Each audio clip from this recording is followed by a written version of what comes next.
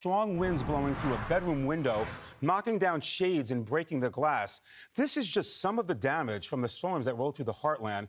This system making its way east is causing significant damage in several states. Wow, look at that picture right there. It's heartbreaking to see these conditions and what has transpired over the last several days. Fox Weather's Will Nunley is in Memphis, Tennessee. And Will, what a difference a day makes. You've got some sunshine right now, but yesterday evening, it was a totally different story.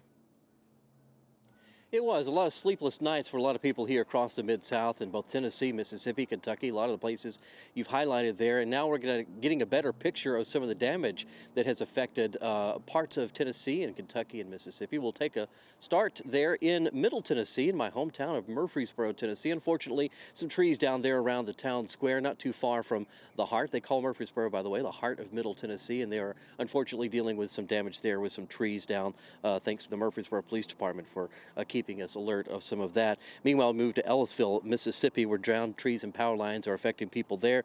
We have some damage here from around Palmer Road there in the community. You can see it affecting even a vehicle there that was damaged, unfortunately, by that.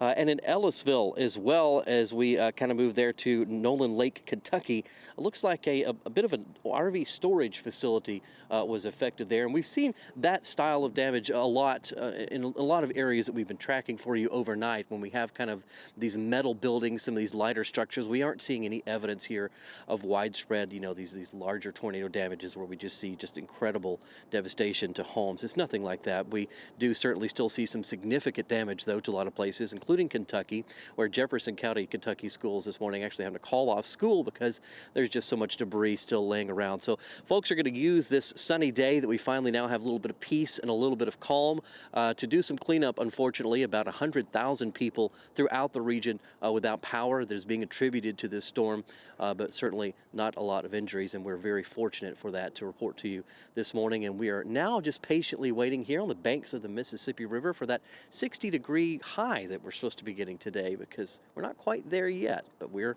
ready for it, as sure a lot of people are as well. John. I'm Amy Freeze. Welcome to Fox Weather's YouTube page. We have more great videos on the way, so make sure to subscribe to stay updated on all things weather.